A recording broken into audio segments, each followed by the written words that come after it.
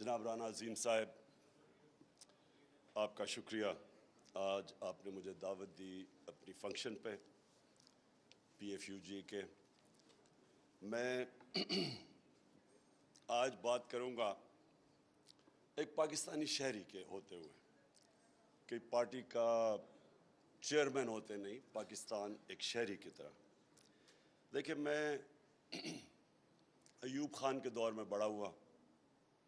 جب ہم اسکول میں تھے تو ایوب خان کا دور تھا، اور ہم نے کبھی جمہوریت نہیں دیکھی تھی۔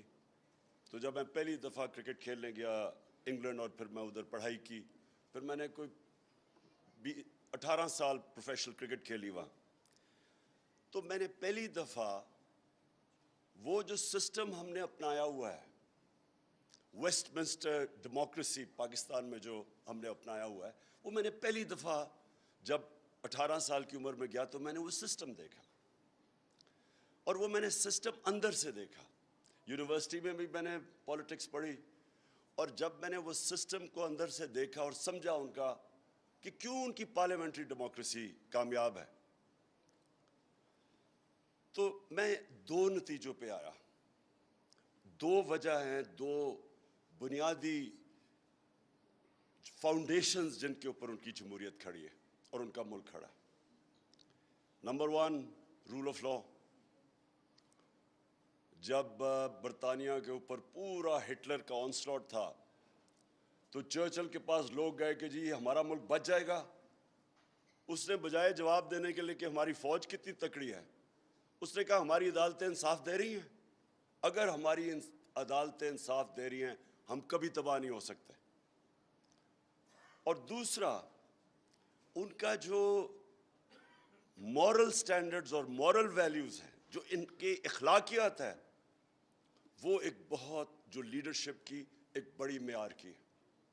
سو یہ دو چیزیں تھیں جو دونوں میں نے پاکستان کے اندر نہیں دیکھی، نہ یہ رول آف لا تھا، اور جو ہماری اشرافیہ کی جو اخلاقیات تھی اس کی بڑی نچلی سٹینڈرڈ تھی، اور وہ گرتی گئی۔ یہ دو چیزیں تھیں، اور تیسری چیز تھی فریڈم آف ایکسپریشن۔ یہ جو آج ہم ادھر کھڑے ہیں، ادھر ایک ہائیڈ پارک کارنر ہوتا ہے، ابھی بھی ہے، تو وہاں کوئی بھی سنڈے کو چلا جائے، وہ جو کھڑا ہوتا تھا وہ جا کے جو مرضی بولنا چاہتا تھا وہ بولتا تھا۔ لیکن اگر آپ پبلکلی کسی بھی انسان کو سلانڈر کریں، یعنی اس کے کردار کشی کریں، تو جتنے اسٹرکٹ قانون وہاں تھے، میں وہ ایک کیس لڑا ہوں انگلینڈ کا، وہ 3 ہفتے front page headline case تھا۔ 2 ان کے کھلاڑی این بوتھم اور ایلن ریم نے میرے اوپر کیس کیا، اور میں وہ عدالت کے اندر وہ کیس لڑا ہوں، اور میں آپ کو یہ بتا سکتا ہوں کہ ان کی اتنی اسٹرکٹ سٹینڈرڈز ہیں۔ آپ اگر کسی کی توہین کر دیں، سلانڈر کر دیں، تو جو پروٹیکشن ہے ایک انسان کو اپنی ڈگنیٹی کی، وہ کبھی بھی میں نے پاکستان میں نہیں دیکھی۔ سو پہلے میں آپ کو بیس کر دوں کہ جو میرا ایکسپیرئنس تھا جمہوریت کا، freedom of expression, rule of law, فلاحی ریاست، وہ میں نے ساری برطانیہ کے اندر دیکھی۔ اور میں اس عمر میں گیا تھا جب یہاں نہ کوئی ڈیموکریسی تھی، یہاں ڈکٹیٹرشپ تھی، اور جو مورل سٹینڈرڈز تھے، ابھی بھی انگریز جب یہاں سے گیا تھا تو کافی ہماری جو موریلٹی تھی وہ کافی اوپر تھی، وہ آہستہ آہستہ گرتی گئی۔ اور میں پھر جب پاکستان میں جو، اب میں آپ کا تجزیہ دیتا ہوں، آپ سب یہ کہہ رہے تھے پہلے کہ پاکستان میں مسئلہ کیا ہے، اور بیسکلی آپ نے سب نے ایک ہی بات کی، اصل میں رول آف لا نہیں ہے۔ جو طاقتور ہے وہ قانون سے اوپر ہے۔ اسی لیے میں نے جب اپنی پولیٹکس شروع کی تو اس کا نام رکھا تحریک انصاف، کہ انصاف کا مطلب یہ ہوتا ہے کہ قانون کے سامنے سب ایک برابر ہوتے ہیں، یہ ہے انصاف۔ سمپل یہ ہے، حضرت علی کا قول ہے کہ کفر کا نظام چل جائے گا لیکن نا انصافی اور ظلم کا نظام نہیں چل سکتا۔ بیسکلی جو ابن خلدون نے آج سے پتہ نہیں 700-800 سال پہلے بات کہی تھی، اس نے کہا کہ میرا جو تجزیہ ہے قرآن کا، کہ اللہ نے انسان کو زمین پہ بھیجا ہی ایک وجہ سے ہے کہ میری زمین پہ انصاف قائم کرو. سو بیسکلی ایک معاشرہ جو ہوتا ہے وہ سویلائز معاشرہ ہوتا ہی انصاف پہ ہے. اور رول آف لاء کا مطلب یہ ہوتا ہے کہ قانون کے نیچے سب ایک برابر. اور پھر میں نے پہلے ویسٹرن سسٹم سارا اسٹڈی کیا اور پھر میں نے اپنی اسلام کی تاریخ اسٹڈی کی. میں جو مدینہ کی ریاست کی بات کرتا ہوں آپ کو حیرت ہوگی کہ جو آج ویسٹرن ڈیموکریسیز جن پرنسپلز پہ کھڑی ہیں وہ ساری مدینہ کی ریاست کی پرنسپلز ہیں. رول آف لاء سب سے پہلی چیز کہ نبی صلی اللہ علیہ وسلم نے کہا میری بیٹی بھی اگر جرم کرے گی اس کو سزا ملے گی, کوئی قانون سے اوپر نہیں ہے. اور جو سب سے امپورٹنٹ بات کہی میں, اور یہ پھر میرا 70 سال کی عمر کا ہو گیا ہوں, ساری دنیا میں جو میں نے دیکھا ہے ایک ڈفرنس ہے خوشحال معاشروں میں اور وہ جدھر غربت ہے, ایک ہی ڈفرنس ہے, رول آف لاء. جس معاشرے کے اندر قانون ہوتا ہے, انصاف ہوتا ہے, وہ ہمیشہ خوشحال ہوتا ہے. اور نبی صلی اللہ علیہ وسلم نے تب 1500 سال پہلے کہہ دیا تھا کہ تمہارے سے پہلے بڑی قومیں تباہ ہوئیں جدھر کمزور کے لیے ایک کمزور چوری کرے تو جیل میں, طاقتور چوری کرے تو NRO مل جائے. یہ تب وہ کلیئر تھا کہ جب آپ طاقتور ڈاکو کو نہیں پکڑ سکتا جو بھی معاشرہ وہ تباہ ہو جاتا ہے. آپ ساری ڈیولپنگ ورلڈ دیکھ لیں, ساری ڈیولپنگ ورلڈ دیکھ لیں, ایک ہی مسئلہ ہے وہاں, طاقتور سے چوری کر کے سارے پیسے بھجوا دیتا ہے ویسٹرن اکاؤنٹس میں. ایک fact I panel United nations کے سیکرٹری جنرل نے ایک پینل آف اکانومسٹ بٹھائی جس نے صرف اس کا کام تھا کہ آپ یہ بتائیں کہ کیسے امیر ملک امیر ہوتے جا رہے ہیں, غریب ملک غریب ہوتے جا رہے ہیں. اس پینل نے ایک سال کے بعد رپورٹ دی, انہوں نے کہا 1.7 ٹریلین ڈالرز 1700 ارب روپیہ غریب ملکوں سے ہر سال چوری ہو کے امیر ملکوں میں اور آف شور اکاؤنٹس میں جاتا ہے. ساری جو غریب ملک ہیں ادھر ساری جگہ جو ان کے صاحب اقتدار ہیں, جو اشرافیہ ہے, وہ پیسہ چوری کر کے باہر بھیج دیتی ہے. وہ ڈفرنس بڑھتا جا رہا ہے. اور وہ کیوں ہے؟ کیونکہ ان کے اندر وہ ابیلٹی نہیں ہے, ان کے اندر قانون نہیں ہے طاقتور کو لانا قانون کے نیچے. اس لیے میں نے اپنی پارٹی بنائی تھی آج سے 26 سال پہلے, اور تب سے میری سٹرگل ایک ہی ہے. سٹرگل یہ ہے کہ یہ جو دو خاندان اس ملک کے اوپر 32 سال ہو گئے ہیں, اب انہوں نے 32 سال باریاں لی ہیں, یہ جو اوپر بیٹھے ہوئے ہیں, یہ جب تک آپ ان کو قانون کے نیچے نہیں لے کے آئیں گے, یہ کرپشن تو سمٹمز ہے نا, ایک بیماری ہے رول آف لاء نہ ہونے کی, سمٹمز یہ ہے کہ وہ کرپشن ہے. یہ تب سے سٹرگل تھی شروع ہوئی 26 سال پہلے. پاکستان میں کیوں نہیں رول آف لاء آیا؟ ملٹری ڈکٹیٹرز نے 64 سال میں آدھا ملٹری نے حکومت کی ہے, آدھا کی ہے ان دو خاندانوں نے. کیوں نہیں دونوں کے دور میں رول آف لاء آیا؟ ملٹری جب ایک ڈکٹیٹر ملک کو سنبھالتا ہے, ٹیک اوور کرتا ہے, تو وہ by definition rule of law کو ختم کر دیتا ہے, وہ اپنے آپ کو قانون کے اوپر لے آتا ہے. اور وہ پھر جب ڈکٹیٹر اپنے آپ کو ڈیموکریٹ بنانے کی کوشش کرتا ہے, وہ سارے اداروں کی دھجیاں اڑا دیتا ہے. تینوں ڈکٹیٹرز نے یہ کیا, ساروں نے اپنے آپ کو جمہوری بنایا, بائی ڈیفینیشن انہوں نے اداروں کو کمزور کر کے رکھ دیا, اپنے آپ کو قانون کے اوپر رکھ دیا. اور پھر جب ایک ڈکٹیٹر اپنے آپ کو ڈیموکریٹ بناتا ہے تو اس کے لیے امپورٹنٹ ہوتا ہے میڈیا کو کنٹرول کرے, کیونکہ میڈیا تنقید کرے گا. جب وہ قانون توڑے گا یا قانون سے اوپر ہوگا تو میڈیا اس کی تنقید کرے گا, تو اس کی مجبوری بن جاتی ہے اس کو کنٹرول کرنے کی. جنرل مشرف نے شروع میں, کیونکہ لوگ دو پارٹیز کے 11 سالوں میں تنگ تھے, اور ہمیں پتہ ہے کہ جب جنرل مشرف نے ٹیک اوور کیا تو یہاں بڑی خوشیاں بنی, کیونکہ دو دفعہ وہ دونوں گورنمنٹس کرپشن پہ نکالی گئی اور کرپشن کر رہی تھی. جب جنرل مشرف نے ٹیک اوور کیا تو وہ پاپولر تھا, کیونکہ اس میں خوشحالی بھی آنی شروع ہوگی. وہ اور بات ہے کہ وار آن ٹیرر میں شرکت کی جس نے تباہی مچائی. تو ہوا کیا کہ آہستہ آہستہ وہ جماعتیں ریوائیو ہونا شروع ہو گئی. اس نے پہلے شروع میں میڈیا کو کھول دیا. جب اس نے دیکھا, جب خاص طور پہ وہ چیف جسٹس کی موومنٹ شروع ہوئی ہے آزاد عدلیہ کی, تو اس نے تب جا کے میڈیا کو کلیم ڈاؤن کیا کہ اس کے خلاف جانی شروع ہوگی. اس سے پہلے میں آپ کو بتاتا ہوں, کیونکہ میں تو اپوزیشن میں تھا, میڈیا کے اوپر کبھی اس طرح کی جو آج میں دیکھ رہا ہوں, کبھی میڈیا کے اوپر اس طرح کی انہوں نے کلیم ڈاؤن نہیں کیا جو آج ہے. اب یہ دو پارٹیز آئیں, دو خاندان, ان کی کیا مجبوری ہے؟ دونوں کرپشن پہ پکڑے شروع کر دی انہوں نے کرپشن. جب کرپشن کی تو ان کی مجبوری بن گئی عدلیہ کو بھی آن سائڈ رکھا جائے اور میڈیا کو بھی کنٹرول کیا. یہ دو ایریا سے یہ ڈرتے تھے. تیسرا ان کا مسئلہ تھا فوج, کیونکہ وہاں ISI کو سارا پتہ تھا ان کی چوریوں کا, وہ ساری ریکارڈ رکھتے تھے. تو ان کی مجبوری کیا ہوئی, نواز شریف کا سارا اینڈ میں وہ عدلیہ کو بھی سنبھال لیتا تھا, میڈیا کو بھی سنبھال لیتا تھا, لیکن اس کا پرابلم ہو جاتا تھا فوج, اور پھر وہ آرمی چیفز کے ساتھ اس کا مسئلہ بنتا تھا.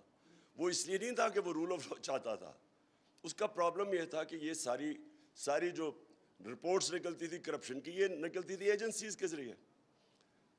زرداری کا سملر پرابلم تھا.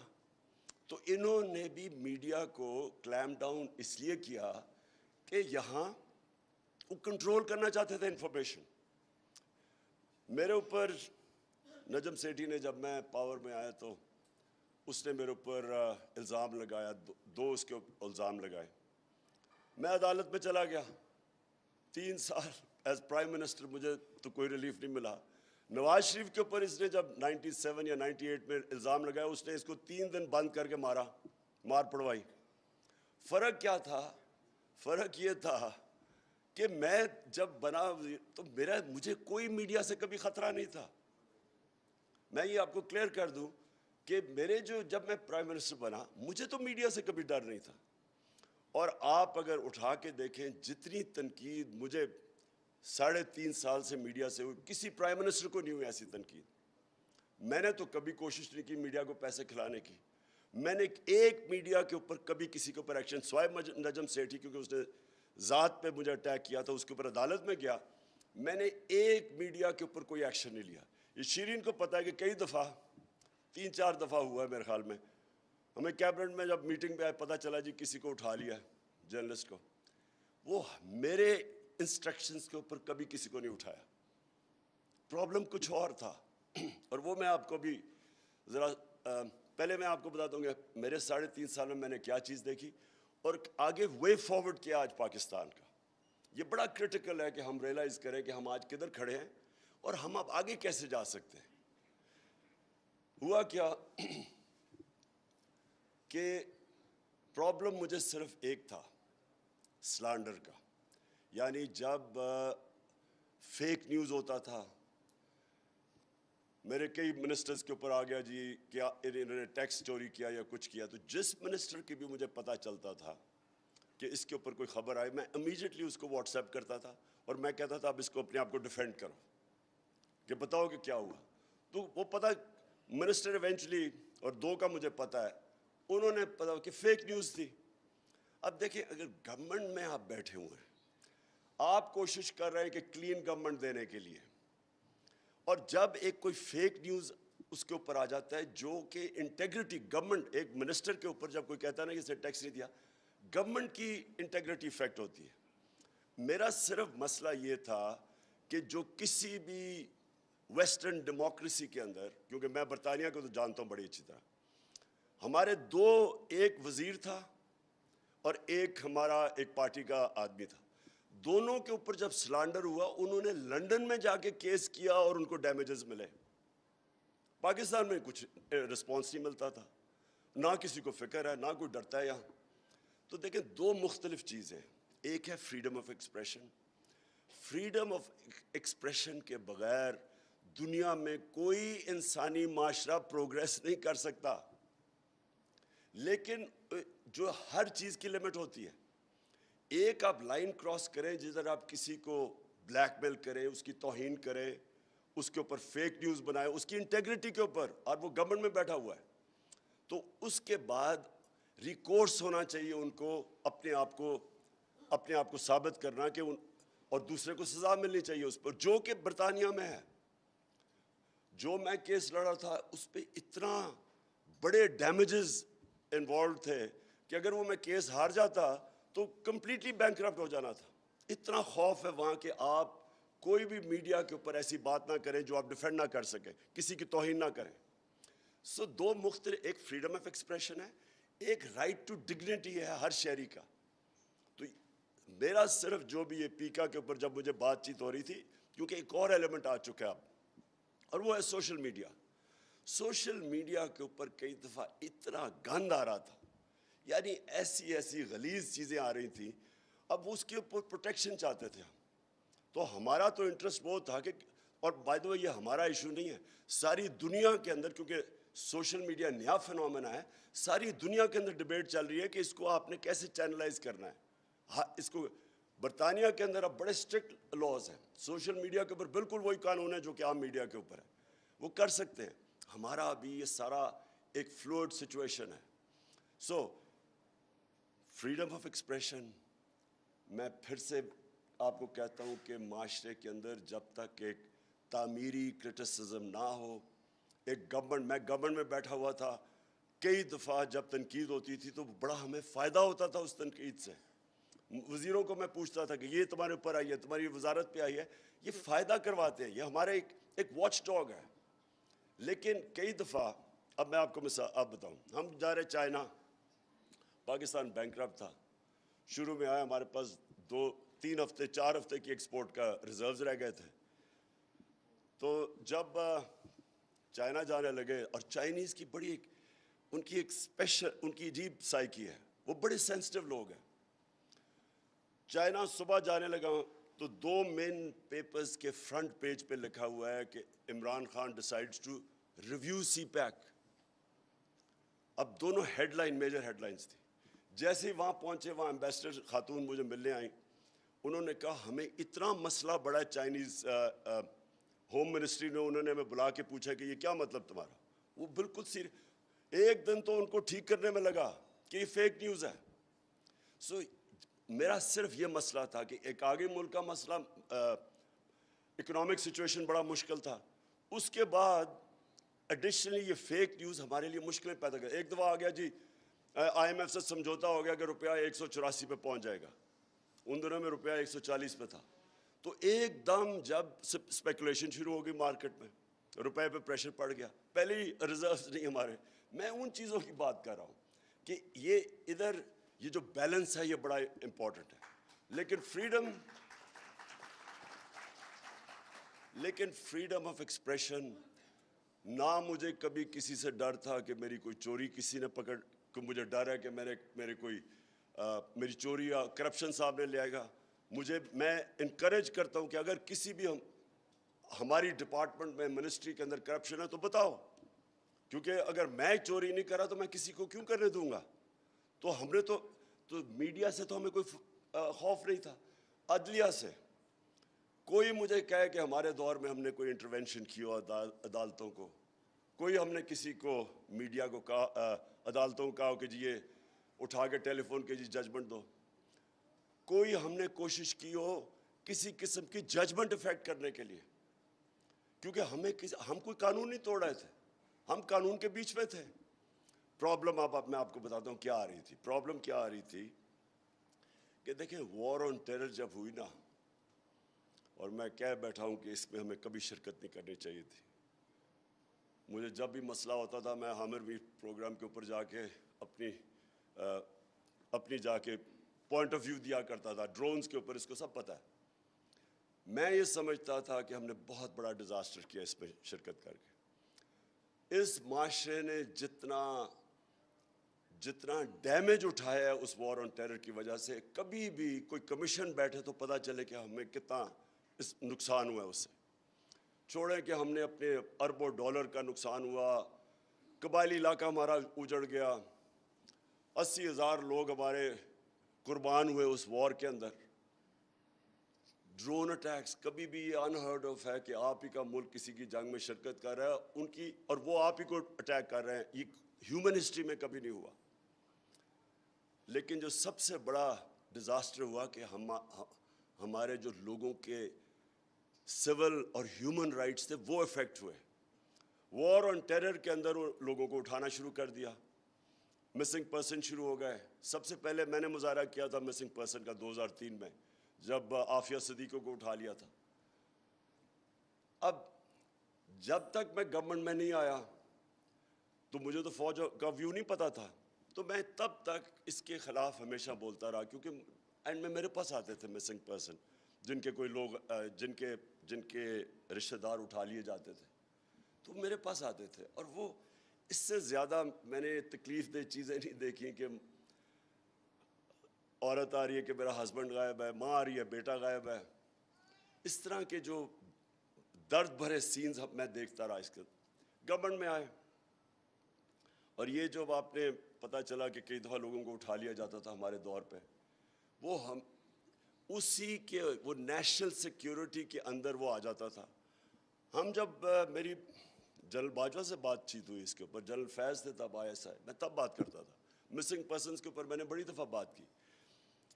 ایک تو انہوں نے کافی لوگ چھوڑے, لیکن وہ کہتے تھے جی پرابلم ہمیں کدھر آ رہا ہے, عدلیہ کا. اگر ایک ٹیررسٹ کو ہم دیتے ہیں عدالتوں میں, اس کا ثابت کرنا بڑا مشکل ہے کہ وہ واقعی وہ اس نے وٹنسز کدھر سے آئیں گے. اور پھر امریکہ کا, انگلینڈ کا مثال دی جاتی تھی کہ انہوں نے جب یہ وار آن ٹیرر کے دوران اپنے ملک میں بھی انہوں نے جس طرح لوگوں کو پکڑا, وہ اور بات ہے کہ تقریباً زیادہ تر مسلمانوں کو ہی وہ پکڑتے تھے اور ان کے رائٹس انہوں نے ختم کر دیے. لیکن وہ ٹیررزم ایک ایسی چیز ہے کہ اس کے لیے مشکل پڑ جاتا تھا ان کو عدالتوں کو ثابت کرنا. اور وہ فوج ادھر سے ڈرتی تھی کہ دیکھیں آپ یہ پھر چھوڑ دیں گے اور یہ پھر ہمارے خلاف ایکٹیویٹی کریں گے. تو ان کا ایک یہ پوائنٹ آف ویو تھا. اس کے اوپر بھی ہم ایک چیز فائنلی ایک نتیجے پہ پہنچ گئے تھے, اور وہ ہم پاس کرنے لگے تھے کہ کوئی بھی مسنگ پرسن نہ ہو, آپ بشک ٹائم ایکسٹینڈ کر دیں کہ آپ اگر آپ اس ٹائم تک ثابت نہیں کر سکتے, لیکن اس کے رشتہ داروں کو تو پتا ہونا کہ وہ کدھر ہے. سب سے زیادہ ظلم تو رشتہ داروں پہ, تو خیر یہ ہم کر رہے تھے, لیکن ان کا یہ پوائنٹ آف ویو تھا. لیکن دیکھیں میں آخر میں یہ جو جدھر آج پاکستان کھڑا ہے نا, میرا آنیسٹ اوپینین یہ ہے کہ اپنی تاریخ کا سب سے فیصلہ کن ڈیفائننگ مومنٹ پہ کھڑا ہوا ہے. یہ بڑا امپورٹنٹ ہے کہ اس وقت فیصلے ٹھیک کیے جائیں. دیکھیں سب سے پہلے تو یہ کہنا کہ یہ سازش تھی یا مداخلت تھی, اس سے زیادہ یعنی ایک باہر ایک انڈر سیکرٹری امریکن ایک پاکستانی ایمبیسڈر سے میٹنگ میں ایک کھلی دھمکی دیتا ہے, اور وہ ریکارڈڈ ہے, منٹس ہیں اس کے, وہ ہمیں سائفر بھیجتا ہے اسد مجید, میں پڑھتا ہوں, اور وہ کہہ رہا ہے ہمارے امبیسڈر کو کہ اپنے پرائم منسٹر کو اگر آپ نے عمران خان کو نہ ہٹایا, میرا نام عمران خان کو اگر آپ نے نہ ہٹایا تو پاکستان کو بڑی مشکلوں کا سامنا کرنا پڑے گا, لیکن اگر ہٹا دیا تو ہم معاف کر دیں گے. یعنی اتنی ایسا تکبر, مجھے تو سب سے, میں نے وہ CNN پہ کہا, میں نے کہا اس کو تو بیڈ مینرز پہ نکال دینا چاہیے اس ڈونلڈ لو کو, کہ اتنی بے شرمی اور تکبر سے کسی ملک کے امبیسڈر, اچھا امبیسڈر کو کہہ رہا ہے کہ پرائم منسٹر کو نکال دو. یعنی کس کو وہ کہہ رہا ہے, میں فورن آفس تو میرے نیچے ہے, تو وہ دھمکی دیتا ہے. اگلے دن عدم اعتماد ہوتا ہے. اچھا وہ یہ بھی کہتا ہے کہ عدم اعتماد کو کامیاب کرنا ہے, اگر نہ ہوا تو یہ کانسیکوینسز. اگلے دن وہ ہوتا ہے. اس کے بعد ایک دم ہمارے ایلائز اتحادیوں کو ایک دم پتہ چلتا ہے کہ جی تحریک انصاف تو بہت بری ہے.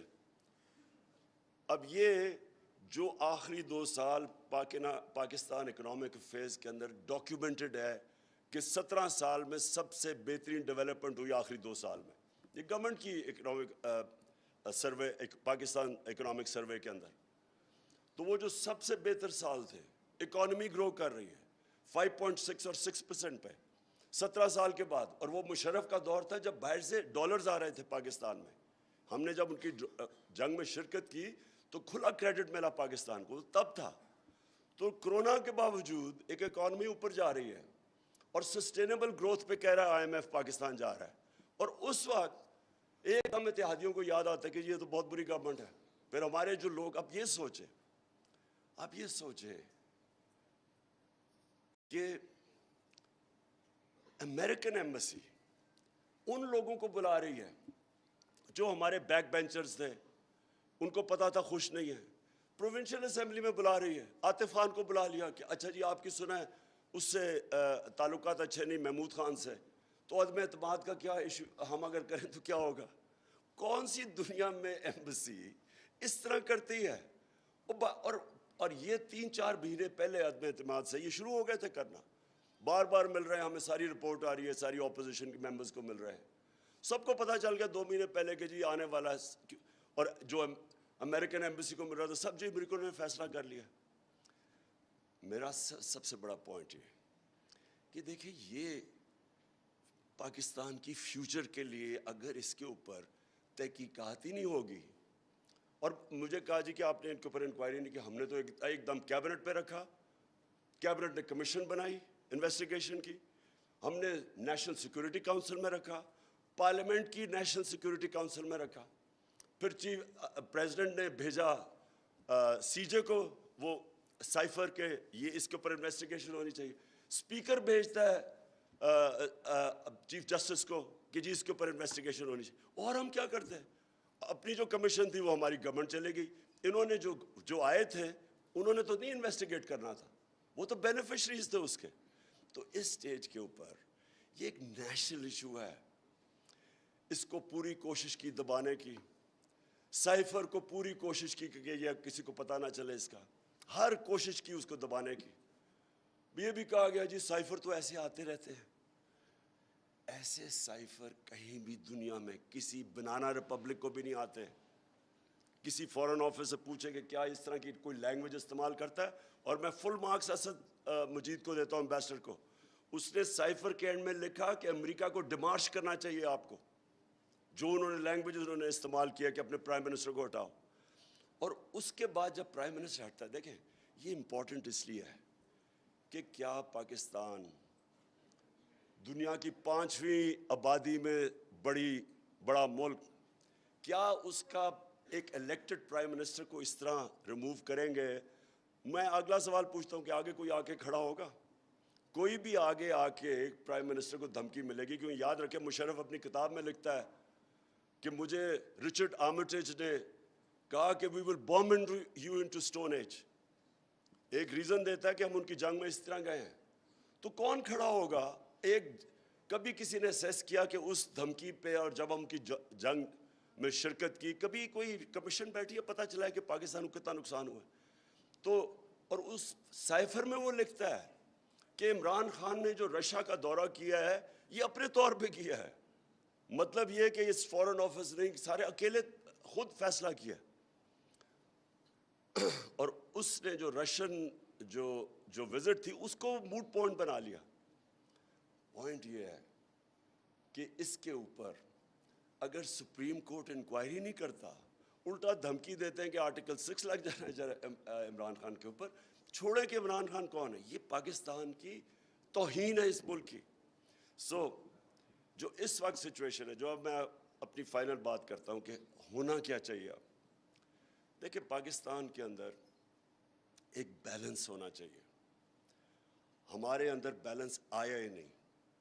جب ملٹری جاتی تھی, جو ہماری سویلین حکومت آتی تھی, سویلین حکومت کرتی کیا تھی کہ وہ پوری اجازت دے دیتی تھی ملٹری کو کہ اچھا آپ کی یہ ڈومین ہے, آپ جو مرضی کریں, کیونکہ وہ کمزور ہوتے تھے. اور دوسرا کیونکہ ان کی ڈیموکریسی ڈیپینڈ کرتی ہے مورل سٹرینگتھ کے اوپر, ناٹ فزیکل سٹرینگتھ. فزیکل سٹرینگتھ فوج کے پاس ہوتی ہے. جب آپ کرپشن کرتے ہیں, آپ کے اوپر کیسز ہوتے ہیں, اور آپ فکر ہوتی ہے, تو آپ پھر اور سپیس دیتے جاتے ہیں.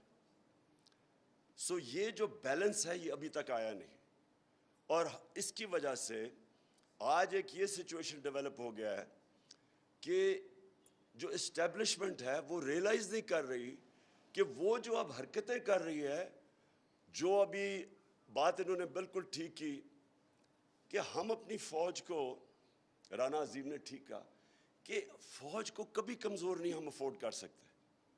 ہمارے ارد گرد سارے مسلمان دنیا کی آپ کے سامنے اگزامپلز ہیں ساری. آپ سیریا لے لیں, یمن, سیریا, صومالیہ, افغانستان, ایک لیکن سب کا جو حال ہوا ہے جب کیونکہ وہ ڈیفینڈ نہیں اپنے آپ کو کر سکتے.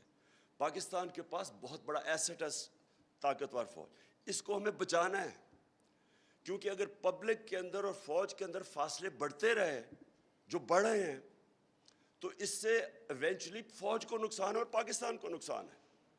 جب ہماری اسٹیبلشمنٹ کو ڈفرینشیٹ کرنا چاہیے، کب آپ تعمیری تنقید کر رہے ہیں اور کب آپ ڈیمیج کر رہے ہیں اس کو، اس میں فرق ہے۔ جب آپ ان کو یہ کہتے ہیں کہ آپ جب ایک اسٹیبلشمنٹ کے فٹ پرنٹ اس طرح آ جاتا ہے کہ صحافیوں کو پکڑ پکڑ کے آپ یہ کر رہے ہیں، اور جو تھوڑی سی بھی آپ سمجھیں کہ تنقید ہوئی ہے فوج کی تو آپ نے ایکشن لے لیا، یہ نقصان دہ رہا ہے ہماری فوج کو، اس سے فائدہ نہیں ہو رہا، انفارمیشن رک نہیں سکتا۔ یہ سوشل میڈیا کا زمانہ ہے، یہ غلط فہمی ہے کسی کی کہ جی سوشل میڈیا کو آپ کو کنٹرول کر رہا ہے۔ سوشل میڈیا ایک ایسی چیز ہے کہ جس کے پاس موبائل فون ہے اس کی آواز ہے، آپ اس کو کنٹرول نہیں کر سکتے، اور آپ کنٹرول کرنے جتنی مرضی کوشش کریں، یہ ایک ایسی اب چیز نکلائی کسی کے کنٹرول میں نہیں ہے۔ اس لیے یہ جو اب پیریڈ ہے اس کے اندر ہمیں ریفلیکٹ کرنا چاہیے کہ کیا یہ جو فیصلہ کیا، جو بھی یہ فیصلہ نہ روکنے کا کیا، ایک امریکن سازش کے تحت ایک ان نیچرل سیٹ اپ آ گیا، کیا یہ پاکستان کے فائدے میں ہے؟ کیا پاکستان کے فائدے میں ہے کہ 1100 ارب روپے آتے ساتھ ہی انہوں نے جو نیب کے اندر کیسز پڑے ہوئے تھے انہوں نے ختم کروا دیے، سارے جن کے کیسز تھے، اور یہ پچھلے 10 سال کے کیسز تھے، یہ سارے ختم کروا لیے۔ جو ایف آئی اے کے اندر 16 ارب روپے کا open and shut case Shahbaz Sharif اور بچوں کے، وہ 4 وٹنسز مر چکے ہیں ابھی تک، جب سے یہ آئے ہیں 4 وٹنسز مر گئے ہیں، جس میں مقصود چپڑاسی بھی، اور ایک انویسٹیگیٹر مر چکا ہے ہارٹ اٹیک سے۔ اور یہ جو عمران ریاض نے جو بتایا کہ ان کو جب وہ جیل سے نکلے ہیں تو ان کو تب سے پرابلمز ہے، صحت کے پرابلمز ہو گئے ہیں، اور وہ سمجھتے ہیں ان کو زہر دی گئی ہے، سلو پوائزننگ کی گئی ہے۔ یہ انویسٹیگیٹ کرنا چاہیے کہ ایک کمال ہوا ہے کہ ایک دم 4 وٹنسز مر گئے ہیں اور ایک انویسٹیگیٹر اور دوسرے انویسٹیگیٹر کو ہارٹ اٹیک ہوا بچ گیا ہے۔ اور یہ ہمیں سوچنا چاہیے کہ اس سیٹ اپ کو اگر بیک کر رہی ہے ہماری اسٹیبلشمنٹ، جو کہ ساری قوم کو پتہ ہے، ان کے اپنے بیان ہیں، ایک دوسرے کیسز سارے اپنے دور پہ بنائے ہوئے ہیں، یہ جو 10 سال کے کیسز ہیں 95% تو ان کے دور کے بنے ہوئے ہیں، وہ کیسز معاف کروا رہے ہیں۔ ایک طرف ملک نہیں سنبھالا جا رہا، مہنگائی اسمانوں پہ، اکانومی ٹینک کر گئی ہے، بلومبرگ کی رپورٹ ہے کہ پاکستان اب چوتھا رہ گیا ہے جو ڈیفالٹ کرنے جا رہا ہے، دنیا میں چوتھے نمبر پہ پاکستان ہے جو ڈیفالٹ کرنے جا رہا ہے سری لنکا کے بعد۔ تو کوئی سوال یہ پوچھے کہ یہ جو سارا ہوا ہے، یہ جو فیصلہ کلیئرلی ایک بند کمروں میں جو بھی فیصلہ ہوا ہے بیک کرنے کا، انہیں کیا یہ پاکستان کا فائدہ ہے؟ اور اس کو ایک اس کرپٹ سیٹ اپ کو بیک کرنے میں کیا نظر نہیں آ رہا ہے اسٹیبلشمنٹ کو کتنا نقصان ہو رہا ہے ان کو؟ اور کیا یہ ٹھیک کام کر رہے ہیں؟ کس نے فیصلہ کیا ہے کہ یہ فیصلہ ٹھیک تھا؟ بند کمروں میں فیصلے ہو جاتے ہیں، پلان اے بنتا ہے، پھر فیصلہ کب پلان بی بنتا ہے وہ بند کمروں میں ہی فیصلہ ہو جاتا ہے۔ اب پلان سی کیا ہوگا وہ بھی بند کمروں میں ہوگا۔ جب آپ کے فیصلے اس طرح ہوتے ہیں کیسے ہو سکتا ہے کہ وہ آپ کے فیصلے ٹھیک ہو؟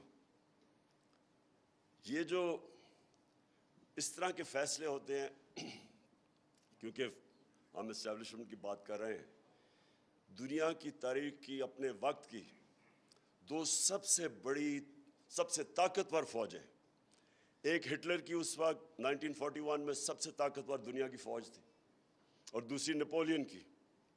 دونوں فوجیں تباہ ہو گئیں روس کے اندر۔ کیسے تباہ ہوئی؟ روس کی انہوں نے جب اٹیک کیا تو سردی آنی شروع ہو گئی۔ بڑے لوگوں نے سمجھایا، اپنے جنرلز نے، اپنے ٹاپ کو جو 2-3 تھے، لیکن ڈرتے تھے۔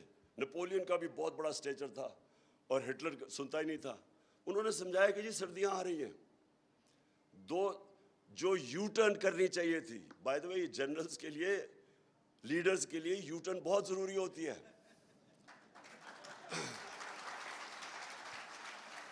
کیونکہ کوئی بھی لیڈر اپنے آپ کو عقل کل نہیں سمجھنا چاہیے، غلطیاں ہوتی ہیں لیڈر سے۔ بہتر یہ ہوتا ہے کہ غلطی پہچان کے تو وہ کہتے ہیں نا when you are in a hole stop digging. آپ کو پتا ہونا چاہیے کہ یہ اب میرے سے غلطی ہوگی ہے تو اب واپس آ جائیں. دونوں دنیا کی اس وقت کی سب سے طاقتور فوج سردیوں میں تباہ ہو گئی, روس کی سردیوں میں. آج بھی ایک ہی راستہ ہے. جتنا اس اب میں کیا کہوں آرٹیفیشل کرپٹ سیٹ اپ جن کو اکٹھا کیا گیا, 60% لوگ ضمانت پہ ہیں. میں جو 2 باتیں کہی تھی انگلینڈ کے اندر, 2 چیزیں, ایک رول آف لا تھا اور ایک ان کی اخلاقیات تھی. آپ صرف ایک چیز سوچ لیں, بورس جانسن بھاری اکثریت سے جیتتا ہے, وہ اس کی اپنی پارٹی نکال دیتی ہے. کس چیز پہ؟ پاکستان میں یہ خبر بھی نہیں بنی تھی, یا خبروں میں بھی نہیں آنا تھا کہ جناب وہ کورونا کے دور وہ نے جب 10 ڈاؤننگ اسٹریٹ میں انہوں نے جب کام ختم کیا تو وہ سارے گیدر ہو گئے ڈرنکس کے لیے. یہ خبر بھی نہیں بنی تھی. اس کے اوپر اچھا اس نے کیونکہ کور اپ کیا, جھوٹ بولا, اس کو فارغ کر دیا. کلنٹن اور بیوی اگر کہہ رہی ہے کہ جی مجھے مونیکا لیونسکی کا فرق نہیں پڑتا, اس کو انہوں نے امپیچمنٹ کر دی اس کی. رچرڈ نکسن وہ ایک سب کے فون ٹیپ ہیں یہاں, میرے بھی آپ نے دیکھا ہوگا میرا پرائم منسٹر کے بھی فون ٹیپ ہیں. اس فون ٹیپنگ کے اوپر اس کو امپیچمنٹ کی, اس نے ریزائن کیا. ان کی صرف مورل سٹینڈرڈز دیکھیں, ڈیموکریسیز چلتی ہیں مورل اتھارٹی پہ. اب یہ مجھے یہ بتائیں کہ جو ایک انڈر ٹرائل باپ بیٹا ایک چیف منسٹر بن گئے, پرائم منسٹر بن گئے, انڈر ٹرائل ہیں, 16 ارب روپے, وہ مجھے کیس پتہ ہے, اوپن شٹ کیس ہے, نوکروں کے نام پہ 16 ارب روپیہ آ گیا. اس پہ کوئی اور ہوتا تو ابھی تک 1.5 سال جیل میں ہوتا. ان کو آپ ملک کا پرائم منسٹر بنا رہے ہیں اور چیف منسٹر, 60% کیبنٹ ضمانت پہ ہے. جب ایک ملک کی قیادت, اس کی جب موریلٹی, ان کی مورل سٹینڈرڈز ادھر پہنچ گئے کہ آپ نے ان لوگوں کو اوپر بٹھا دیا ہے, مجھے یہ بتائیں جیل میں لوگ کیا کر رہے ہیں پھر؟ اب کس منہ سے غریب لوگوں کو جیلوں میں ڈالا ہوا ہے؟ اوپر سے آ کے انہوں نے آتے ساتھ ہی NRO 2 لے لیا. دیکھیں یہ سیٹ اپ جتنی دیر چلے گا ملک کمزور ہوگا, ڈی سٹیبلائز ہوگا. اور اس وقت اکنامک جو سٹیبلٹی ہے وہ ڈپینڈ کرتی ہے پولیٹیکل سٹیبلٹی پہ. یہ سیٹ اپ کبھی چل ہی نہیں سکتا جن لوگوں کو انہوں نے اکٹھا کیا ہوا ہے. تقریریں سنیے اسمبلی میں ابھی بجٹ کے دوران, وہ جو ہمارے ساتھ تھے وہ جا کے کیا باتیں کر رہے تھے.